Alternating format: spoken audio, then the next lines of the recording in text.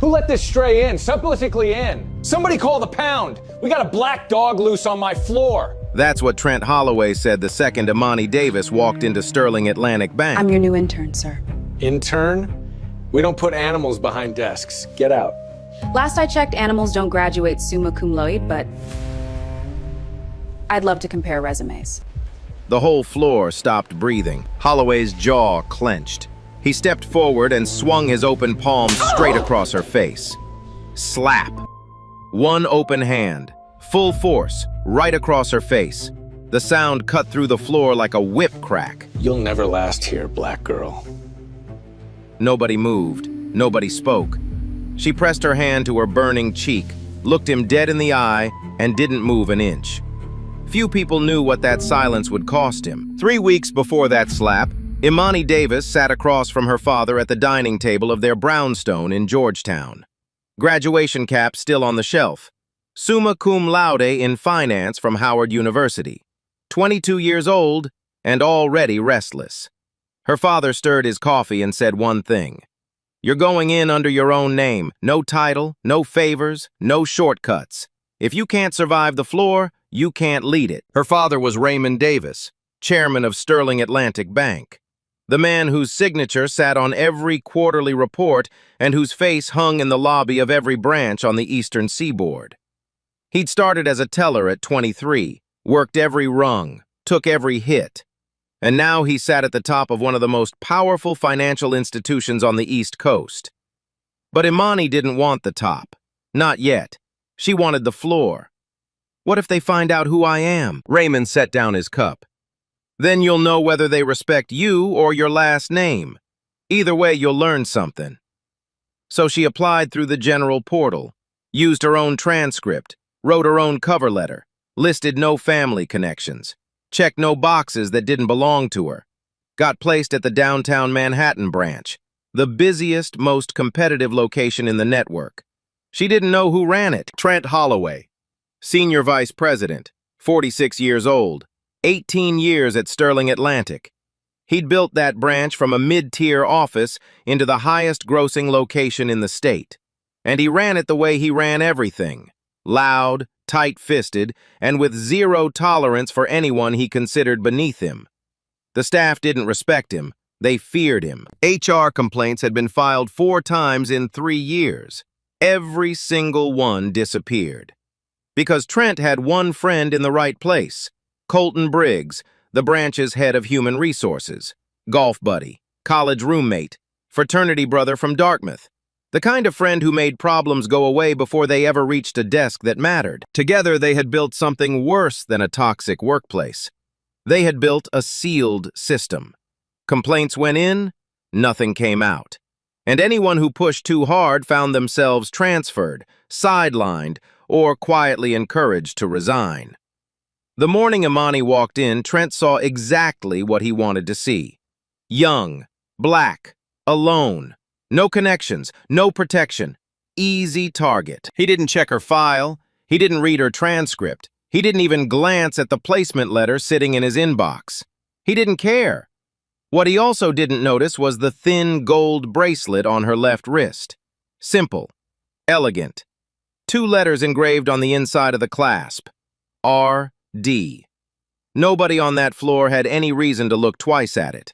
Not yet. By the end of that first morning, Imani had been slapped, humiliated, and reassigned to a supply closet on the 3rd floor. No desk, no computer, no access badge. Just a folding chair and a door that locked from the outside. The supply closet smelled like toner and old carpet. Imani sat in the folding chair for 2 hours that first morning. No one came. No orientation packet. No welcome email. No login credentials. Just the hum of fluorescent lights and the muffled sound of phones ringing on the other side of the wall. At 11:15, she stood up, smoothed her blazer, and walked back onto the floor. Trent Holloway spotted her before she made it 10 steps. "Who told you to leave your station?" "I was waiting for my assignment, sir. No one came." "Your assignment?" He leaned back in his chair and grinned at the 2 associates sitting across from him. "You hear that? She thinks she has an assignment." The associates laughed. Not loud, but loud enough. You want an assignment? Fine.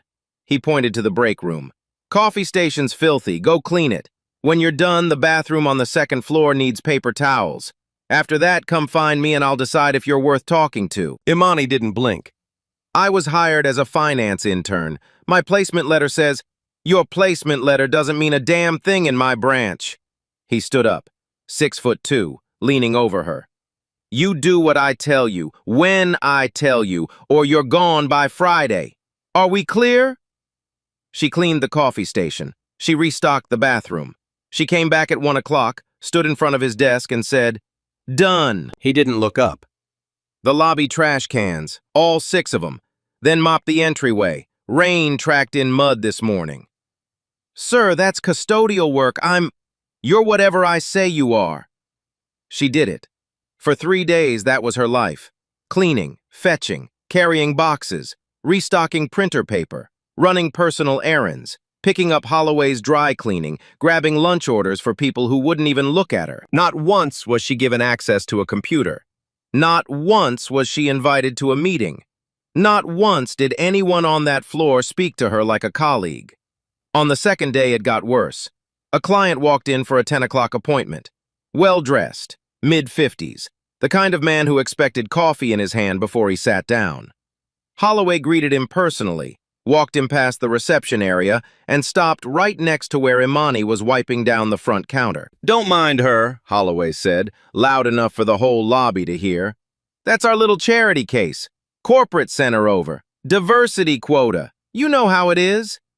The client chuckled, didn't even look at Imani. She kept wiping. Her hand didn't shake, but something behind her eyes went very still. That afternoon in the break room, 2 associates, young, mid-20s, the kind who laughed at Holloway's jokes because they thought it would save them, stood by the microwave talking in voices they thought were low enough. I feel bad for her, honestly. Then say something. To Holloway? You remember what happened to Janet? 1 email, 1, and she was gone in 2 weeks. So what do we do? Nothing. Same thing everyone does. they didn't know Imani was in the hallway. She heard every word. She stood there for 10 seconds. Then she walked away. That night, Imani sat on the edge of her bed in her studio apartment in Midtown. Lights off, still in her work clothes. The blazer she'd pressed that morning smelled like floor cleaner and bleach. She picked up her phone, put it down, picked it up again. She wanted to call her father. Wanted to say, come get me, it's not worth it. They don't see me as a person, they see me as a punchline. But she didn't dial. She thought about what Raymond had said at the dining table. If you can't survive the floor, you can't lead it. She hated those words that night, hated how true they felt, hated that surviving meant swallowing something sharp and pretending it didn't cut. She set her alarm for 5:45. She went to sleep. She showed up the next morning. On the 4th day, something shifted. Imani arrived early, 6:45, before anyone else. She sat at an empty desk near the back of the floor, opened her laptop, her personal one, and began reviewing the branch's most recent quarterly performance report. It was public, posted on the bank's investor page, but nobody at that branch ever expected an intern to read it. By the time the first employees arrived at 8, she had 17 pages of notes. At 9:15, Holloway held his weekly staff meeting. 16 people around the conference table. Imani wasn't invited. She stood by the door holding a tray of coffee cups she'd been told to prepare. Holloway was mid-sentence, walking the team through a client retention problem that had been dragging down the branch's numbers for 2 straight quarters when Imani spoke. The retention issue isn't pricing, it's the onboarding delay. The room froze. Holloway turned slowly. Excuse me? Your average client onboarding takes 11 days. Industry standard is 5. That gap is where you're losing them. They sign, they wait, they leave. It's not loyalty, it's patience, and it's running out. Silence. One of the junior analysts, a young guy named Derek Whitfield, glanced at his own spreadsheet, then back at Imani. His eyes widened. He'd been staring at the same data for weeks. He'd seen the gap. He'd even drafted a memo about it, but he'd never sent it. Because the last time someone corrected Holloway in a meeting, they spent the next 3 months handling filing work in the basement until they quit. Derek looked at Imani and thought one thing. She's either the bravest person I've ever seen or she has no idea what she just did. She was right, and he knew it. And that made the silence in the room 10 times heavier. Holloway's neck flushed red. He set his pen down carefully, slowly, the way a man does when he's choosing between words and something worse. "Did I ask you?" "No, sir." "Then shut your mouth and put the coffee down." She put the coffee down. But the room had already changed. You could feel it. The air was different. Something had cracked. Not in Imani, but in the story they'd all been telling themselves. That she was nothing. That she was just a body filling a quota. That Holloway's treatment of her was rough, maybe, but not wrong. Now they weren't so sure. And Holloway could feel it too. Gloria Nash sat 2 seats from Holloway. She hadn't said a word during the meeting, but after Imani left the room, she pulled up the onboarding data on her own screen. 11.3 days. Imani hadn't just been right, she'd been precise. Gloria closed the spreadsheet and stared at her own reflection in the dark monitor for a long time.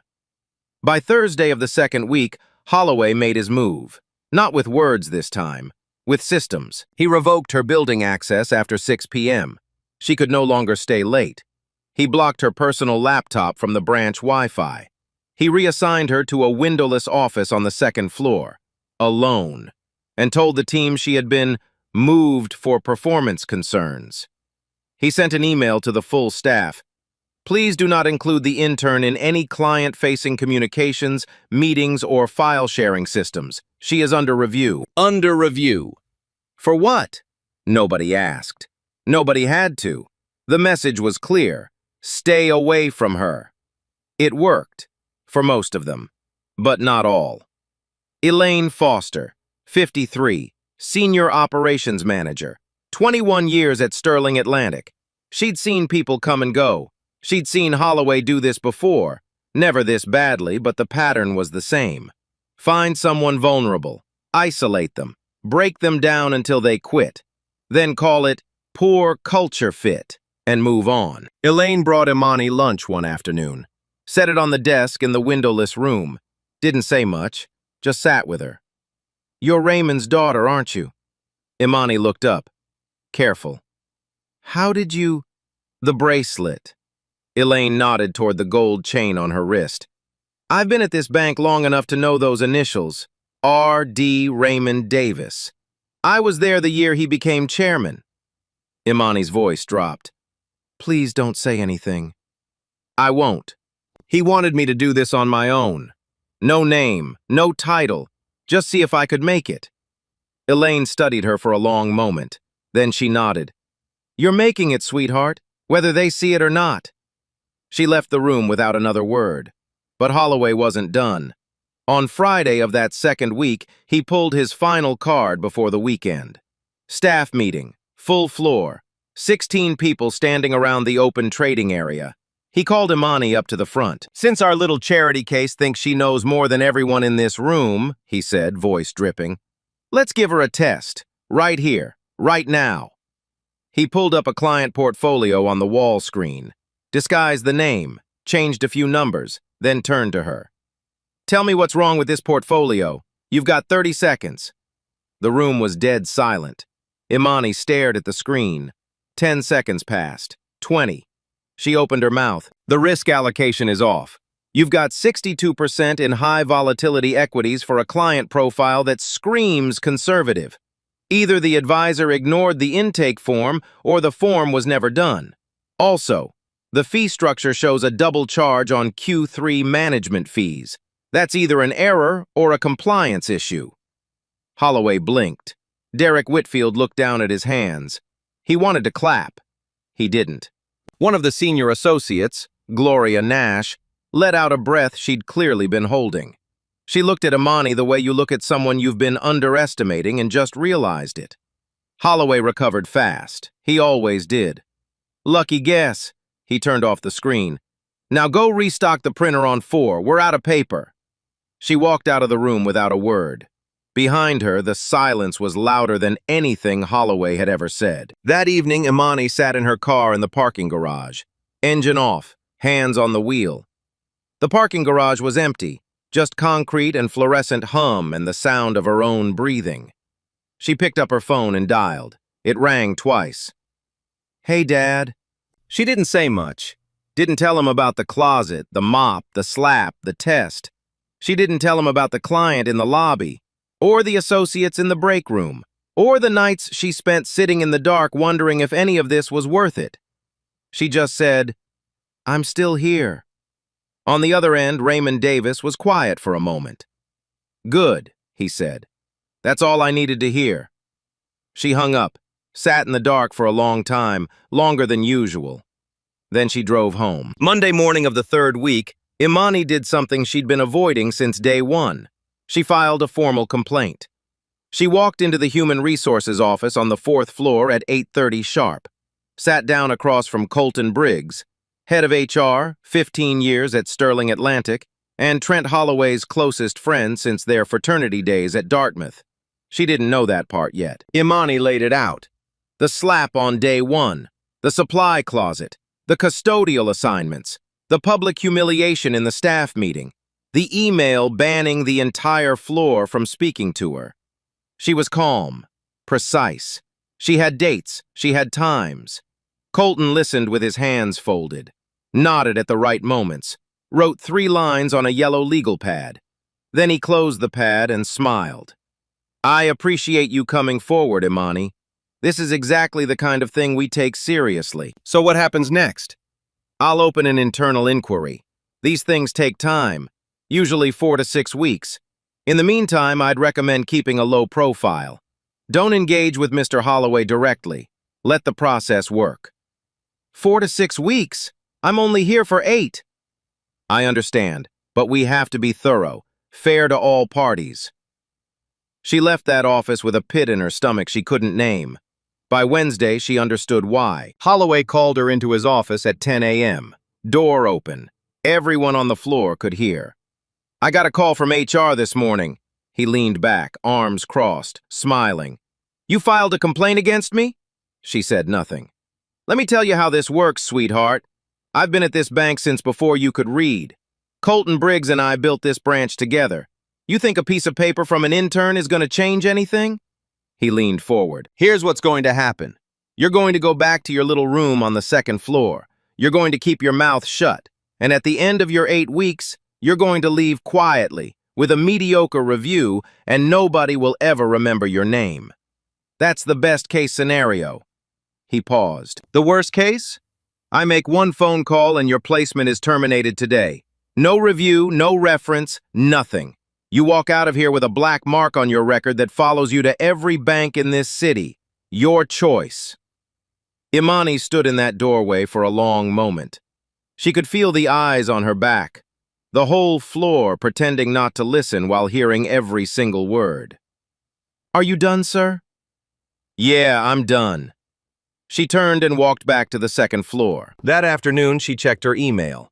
The formal complaint she'd filed had been updated in the system. Status: reviewed. No action required. Insufficient evidence to proceed. 3 days. That's how long the 4 to 6 week inquiry lasted. 3 days and a closed file. She clicked on the reviewer's name at the bottom of the report. Colton Briggs. The same man she'd sat across from on Monday morning. From that point, the isolation became surgical. Her email access was restricted. She could receive messages but not send them to anyone outside the branch. Her security badge was downgraded. No access to the trading floor, no access to the conference rooms, no access to the client database. When Derek Whitfield tried to forward her a copy of the weekly analytics brief, something every intern was supposed to receive, his email bounced back with an auto-reply. Recipient not authorized for this distribution list. He walked down to the 2nd floor and knocked on her door. "Hey, I tried to send you the brief. Your email's blocked." "I know." "This isn't right. What he's doing to you, everyone can see it." "Then why doesn't anyone say anything?" Derek didn't answer. He stood in the doorway, hands in his pockets, looking at the floor. Then he said quietly, "Because the last person who went against Holloway got transferred to a branch in Montana. Middle of winter. She quit 2 weeks later." He left the brief on her desk, Printed, not emailed, and walked away. Imani was alone again, but she wasn't doing nothing. Every night she went home and documented everything. Dates, times, witnesses, screenshots of the restricted email, a photo of the HR complaint marked "No action required." She saved it all on a personal drive, encrypted, backed up twice. She never told her father the details. Their calls stayed short. "I'm still here, Dad." "Good." That was it. but Raymond Davis wasn't a fool. He'd been chairman of Sterling Atlantic for 9 years. He knew what happened inside his own branches, and he had people, quiet people, old guard people, who kept him informed. One of them was Elaine Foster. On Thursday of the 3rd week, Elaine made a call from her personal cell phone during her lunch break. She didn't call Raymond directly. She called his executive assistant, a woman named Patricia Holt, and said 6 words. He needs to see this himself. She didn't explain. She didn't have to. Patricia had worked for Raymond long enough to know what those words meant. That Friday, a name appeared on the internal calendar for the Manhattan branch. A routine visit, compliance review, scheduled for the following Monday. The name on the calendar read R. Davis, Chairman's office. Trent Holloway saw it and smiled. A visit from the chairman meant one thing, a chance to perform. He sent an email to the entire staff. "Monday, chairman visit, full professional dress, all hands on deck. I want this floor spotless, every report current, every client file updated, no exceptions." He spent the weekend rehearsing his talking points: revenue growth, client acquisition, staff efficiency. He pressed his best suit. He shined his shoes. He had no idea what was actually walking through that door. Monday morning, 8:45. The Manhattan branch of Sterling Atlantic Bank looked like it had been staged for a magazine shoot. Fresh flowers on the reception desk, every surface wiped, every screen displaying the quarterly dashboard. The staff stood a little straighter, spoke a little softer, smiled a little wider. Trent Holloway stood at the front of the trading floor in a charcoal suit and a silk tie he saved for board meetings. He'd been there since 7, checked the conference room twice, rearranged the welcome packet 3 times, made sure his nameplate was polished and centered on his desk. He was ready. At exactly 9 o'clock, the elevator doors opened. Raymond Davis stepped out first. Tall, silver-haired, navy suit, no briefcase, no entourage, just 2 people behind him. Patricia Holt, his executive assistant, carrying a single leather folder, and a woman in a dark blazer with a lanyard that read Internal Compliance Division. Holloway crossed the floor in 4 steps, hand out, smile locked. "Mr. Davis, it's an honor, sir. We've been looking forward to this.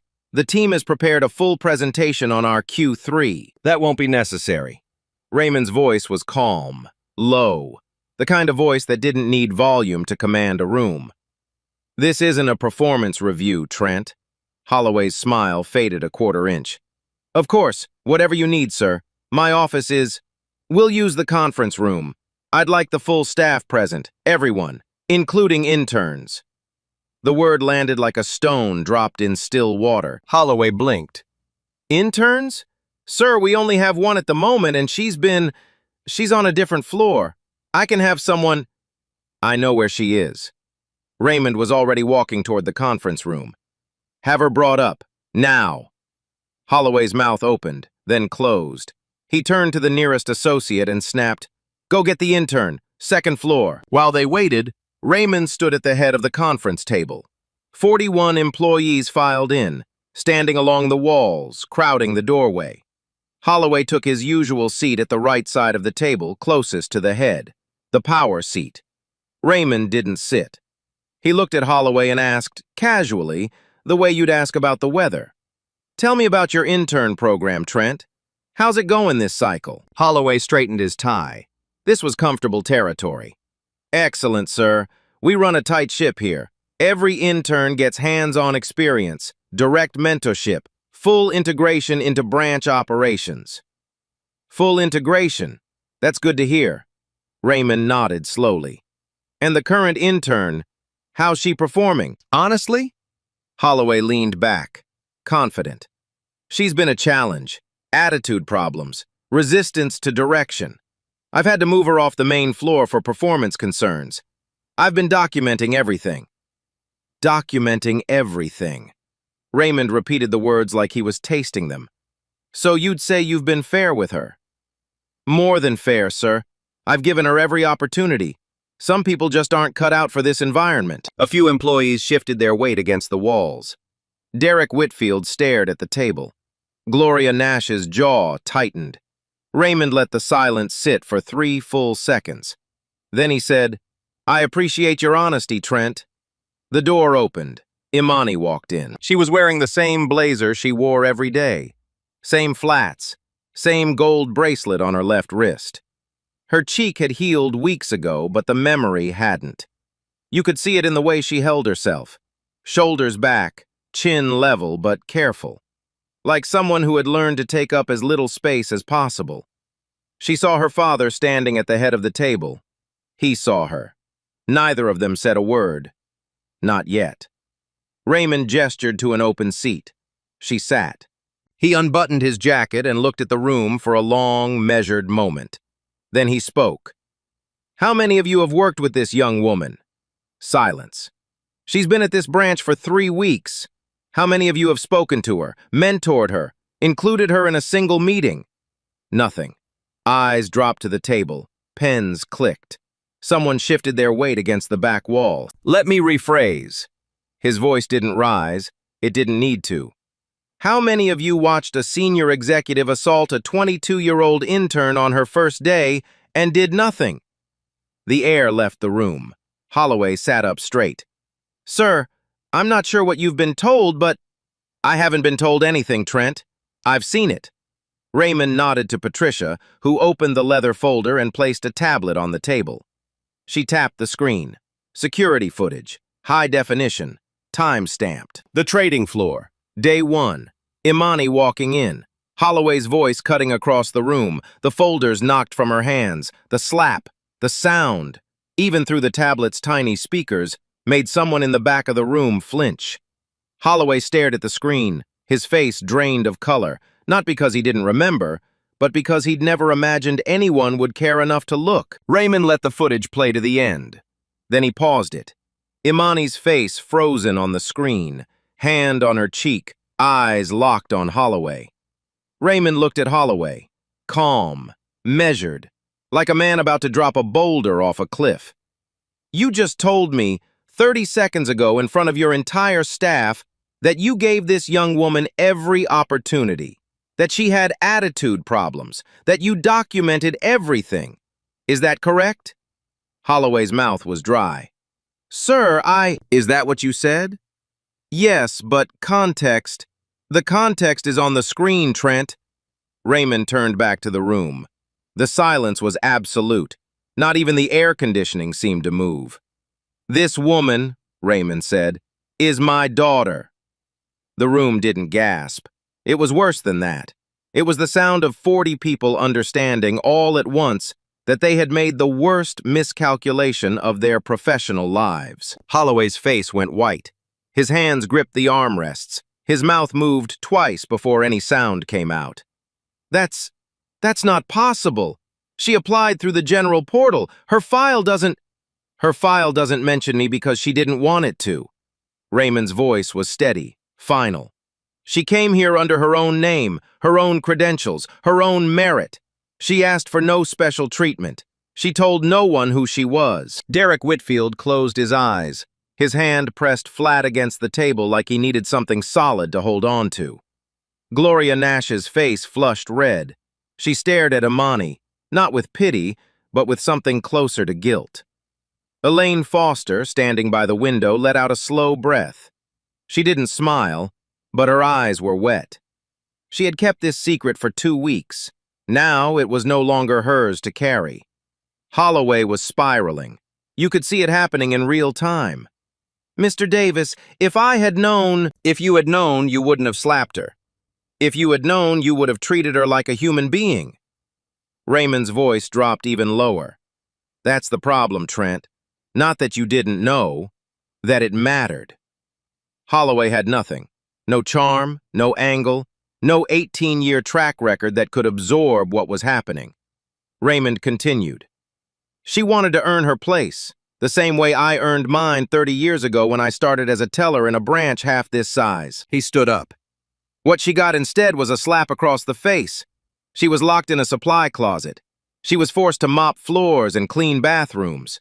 She was banned from meetings, stripped of system access, and publicly humiliated in front of the people who should have been her colleagues. His eyes moved to Colton Briggs, who sat 3 seats down with his legal pad in front of him. The same yellow legal pad. And when she followed the proper channel, when she trusted this institution enough to file a formal complaint, that complaint was reviewed and closed in 72 hours by the same man who plays golf with her abuser every Sunday. Briggs looked like he was going to be sick. Raymond turned back to Holloway. Trent, stand up. Holloway stood. His legs were not steady. You've been at this bank for 18 years. In that time, you've built this branch into one of our top performers. That's a fact. But here's another fact. Raymond's voice dropped. Quiet. Final. 4 HR complaints in 3 years. All buried. A pattern of intimidation. A culture of silence that you built and maintained. And now, physical assault on an unarmed, unthreatening young woman on her first day of work. He paused. I didn't come here to make a scene. I came here because my daughter, despite everything you did to her, never once asked me to intervene. She documented every incident. She showed up every single day. She did the work you gave her, even when that work was designed to degrade her. He looked at Imani. She earned her place here. You tried to erase it. Imani sat perfectly still. Her hands were folded on the table. The gold bracelet caught the overhead light. 2 letters facing up. R.D. Raymond turned to the woman from internal compliance. Catherine, you have everything you need? Catherine Voss opened her own folder. I do, sir. He turned back to the room. What happens next will not be decided today. But I want every person in this room to understand one thing. He looked at each face one at a time. Silence is a choice, and in this company, that choice has consequences. He buttoned his jacket. This meeting isn't over. We're just getting started. The conference room doors stayed closed for the next 2 hours. What happened inside wasn't a meeting, it was a reckoning. Catherine Voss from Internal Compliance ran the room with the precision of a surgeon. No emotion, no speeches, just evidence, laid out one piece at a time. She started with the security footage. Not just the slap, though she played that twice, frame by frame, with the timestamp visible in the corner. She pulled footage from every camera on the trading floor from Imani's first 3 weeks. The supply closet, the break room, Holloway pointing at the mop, Imani carrying trash bags through the lobby in her blazer while clients walked past. Holloway leaning into a client's ear in the lobby. The audio wasn't clear, but the subtitle transcription read, "Don't mind her. That's our little charity case." A woman in the back row, one of the junior associates who'd laughed at Holloway's joke on day 1, covered her mouth with her hand. Then the emails. The message Holloway sent banning staff from communicating with Imani, projected on the wall screen for everyone to read. The restricted email access. The downgraded security badge. The analytics brief that bounced back when Derek Whitfield tried to forward it.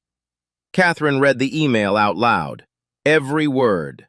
Slowly. Please do not include the intern in any client-facing communications, meetings, or file-sharing systems. She is under review. She looked at the room. Can anyone tell me what this intern was under review for? What specific performance issue triggered this action? Nobody spoke. Because I've reviewed every file in this branch's system. There is no performance review. There is no documented issue. There is no write-up, no warning, no coaching plan. This email was sent to 41 employees with 0 documentation behind it. She let that sit. Then the HR file. Colton Briggs's formal review of Imani's complaint, opened on Monday, closed on Wednesday. 3 days. No interviews conducted. No witnesses contacted. No follow-up. The final line of the report read, "Insufficient evidence to proceed." Catherine looked at Briggs. "Mr. Briggs, did you interview a single employee before closing this complaint?" His voice cracked. I conducted an initial assessment based on yes or no. No. Did you review the security footage that was available to you at the time? I didn't think it was yes or no. No.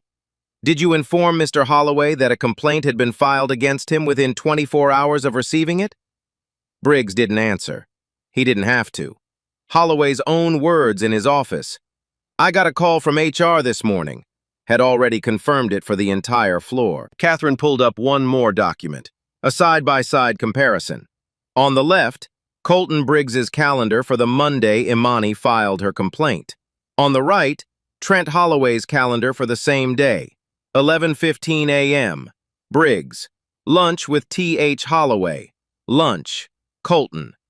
45 minutes after Imani sat in that office and laid out her case, the man who was supposed to protect her sat across a table from her abuser and told him everything. Catherine closed the folder.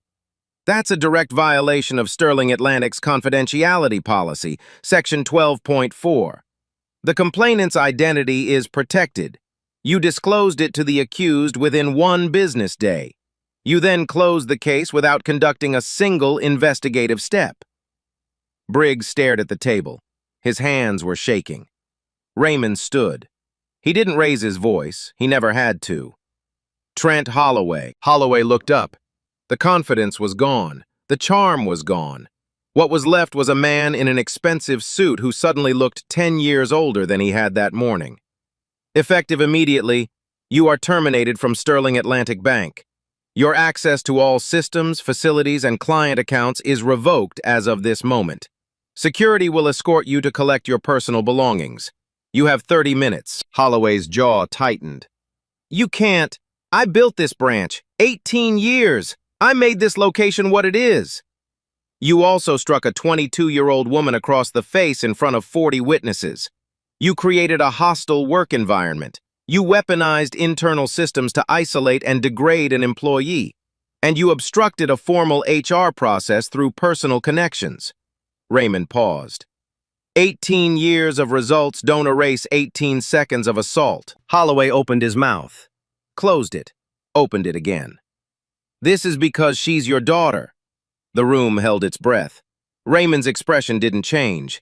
If she weren't my daughter, would that slap have been acceptable? Would locking an intern in a supply closet have been leadership? Would blocking her email and banning her from meetings have been good management? Holloway said nothing. The fact that she's my daughter is the reason I found out. But the reason you're being terminated is your conduct, period. And this matter has been referred to Sterling Atlantic's legal counsel for further review. He turned to Briggs. Colton Briggs, you are removed from your position as head of human resources effective immediately. You will be reassigned to a non-supervisory administrative role pending a full review of every HR case you've handled in the last 36 months. If that review finds a pattern consistent with what we've seen today, your employment will be terminated as well. Briggs nodded. He didn't argue. He didn't look up. The yellow legal pad sat in front of him. 3 lines. That's all he'd written when Imani poured out 3 weeks of abuse. 3 lines. Raymond addressed the room one final time. I want to be clear about something. What happened in this branch is not just about one man. It's about a system that allowed it. 40 people watched an intern get slapped on her first day. Nobody filed a report. Nobody called the ethics hotline. Nobody stepped forward, with one exception. He looked at Elaine Foster. Elaine, thank you. Elaine pressed her lips together and nodded. Her eyes were glassy but steady. Starting this week, Sterling Atlantic will implement a mandatory bystander intervention protocol across all branches.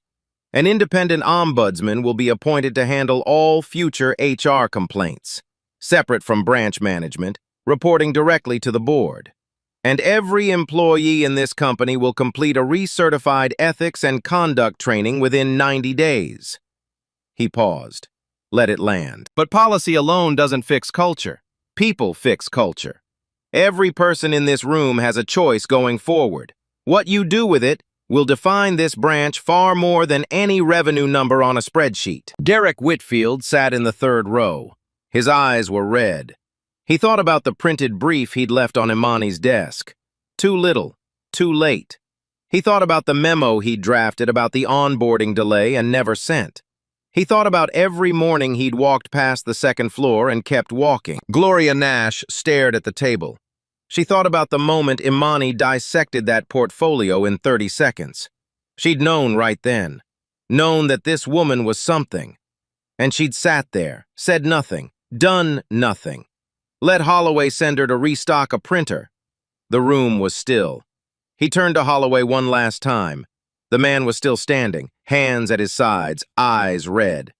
"Trent, one more thing." Holloway looked at him. "The legal team will be in contact regarding potential civil liability, but I've asked them to include a provision." Raymond's voice softened, not with weakness, but with something heavier. "If you voluntarily complete a behavioral rehabilitation program, 12 months, certified, no shortcuts, and demonstrate a documented commitment to change, Sterling Atlantic will not pursue the maximum penalties available." Holloway blinked. He hadn't expected that. "That's not forgiveness," Raymond said. "That's an opportunity. What you do with it is up to you." He buttoned his jacket. "Security is outside, 30 minutes. Holloway turned and walked toward the door. He passed Imani's chair on the way out. For 1 second, just one, their eyes met. She didn't look away. She didn't gloat. She didn't flinch. She just watched him go. The door closed behind him. The room exhaled. But Imani didn't exhale. Not yet. She sat in that chair with her hands still folded, bracelet still catching the light, and felt something she hadn't allowed herself to feel in 3 weeks. It wasn't victory. It wasn't revenge. It was relief. The kind that doesn't come with noise. The kind that just sits in your chest, quiet and heavy and warm, and says, "It's over. You made it. You can breathe now." She breathed. The trading floor was quiet for the rest of that Monday. Not the tense, afraid kind of quiet from before. A different kind.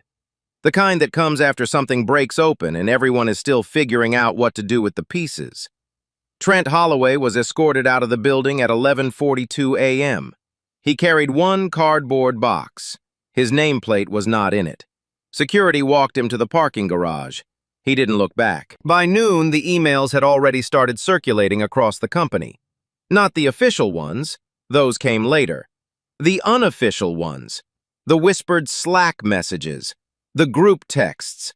The "Did you hear what happened at Manhattan branch?" threads that spread through Sterling Atlantic like wildfire. By 3 o'clock, every branch in the network knew. Colton Briggs cleared his desk by end of day. He was reassigned to a compliance documentation role in the New Jersey office.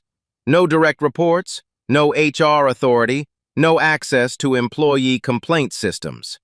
His 36-month case review began the following week. Early findings were not in his favor, but the real transformation didn't happen in HR reports or internal memos. It happened on the floor. Tuesday morning, Imani walked onto the trading floor for the first time as a real member of the team. Not the second floor, not the supply closet, the actual floor. There was a desk waiting for her. 3rd row, clean monitor, fresh login credentials, a Sterling Atlantic coffee mug sitting next to the keyboard.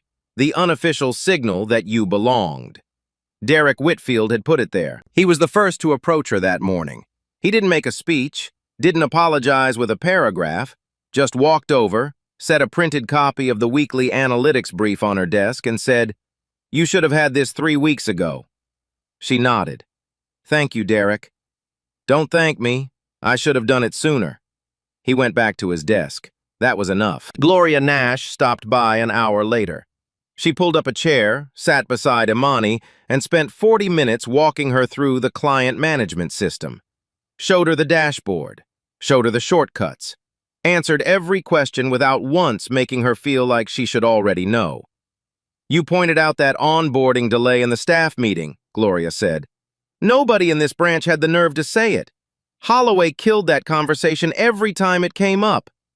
It was just data. Data nobody else was brave enough to read out loud. By the end of the first week, Imani had been folded into 2 active projects.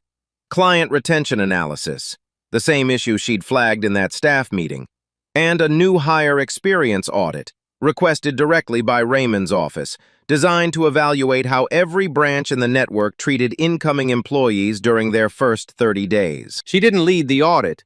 She contributed. Quietly, thoroughly, with the same focus she'd brought to everything else. From the quarterly report she'd studied at 6:45 in the morning to the portfolio she'd dissected in front of 16 silent colleagues. Elaine Foster watched from across the floor. She didn't hover, didn't mother, just kept an eye out the way she always had. One afternoon, she caught Imani's eye across the room and gave her a small nod. Imani nodded back. That was their language now. The independent ombudsman position was posted company-wide by the end of that second week. Applications came from inside and outside the bank.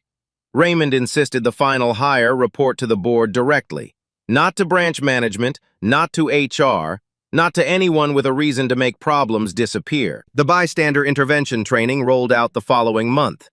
It wasn't a checkbox exercise. It was built around real scenarios, adapted, with her permission, from Imani's own documented experience. She didn't attend those sessions as a victim. She attended as a consultant. 3 months later, Imani completed her internship. Her final evaluation was written by Gloria Nash and co-signed by the interim branch manager, a woman named Sandra Caldwell, promoted from within, the first black woman to lead a Sterling Atlantic branch in the state of New York. Imani's evaluation said nothing about who her father was.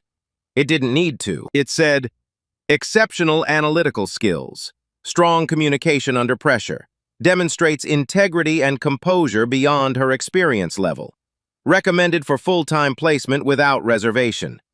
She'd earned every word. 6 months later, Trent Holloway enrolled in a behavioral rehabilitation program in Virginia. 12 months. No shortcuts. He never spoke publicly about what happened at Sterling Atlantic, but those who knew him said something had changed. He stopped raising his voice. He started listening. Whether it was shame or growth, only time would tell. His case file stayed open with Sterling Atlantic's legal team. The civil liability provision remained on the table, contingent on completion of the program. Not 1 day less. Colton Briggs didn't survive his 36-month case review. 7 buried complaints. 3 employees who had quietly resigned rather than fight a system designed to protect the people at the top. His employment was terminated 8 months later. No provision, no second chance. Some doors close because you held them shut for too many others. Sterling Atlantic's bystander intervention protocol became a model. 2 other banks adopted it within the year. The independent ombudsman office processed more complaints in its first quarter than the old HR system had addressed in 3 years.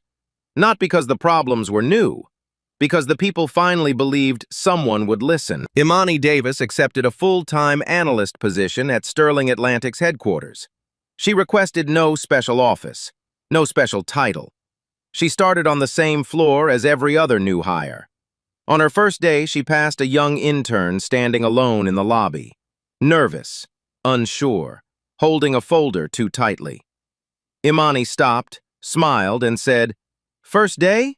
Come on. I'll show you around." Nobody had done that for her, so she made sure she'd be the one to do it for someone else. The bracelet was still on her wrist. 2 letters, R.D. She never took it off. 18 years, that's how long Trent Holloway sat in that chair, one slap, and it was over. And here's the thing about Imani. She had the power to end it on day one. One phone call, "Dad, come get me," and Holloway would have been gone before lunch. She never made that call. For 3 weeks, she sat in a supply closet. She mopped floor in a blazer. She filed a complaint that got buried in 72 hours, and she still showed up in the morning. because Imani understood something most people spend a lifetime missing. Your name doesn't prove who you are. What you do when nobody knows your name, that does. And 40 people watched that lab and chose silence. Holloway didn't last 18 years alone. Their silence kept him in that chair. So the question isn't what would you do if you were Amani. The question is, how many rooms have you been in where silence was the loudest voice? And which side of that silence were you on? Drop a comment. Tell me your story. If this one hit you, share it with someone who needs to hear it. Subscribe if you're new. We do this every week, and remember, silence is a choice. Make sure yours says something worth hearing.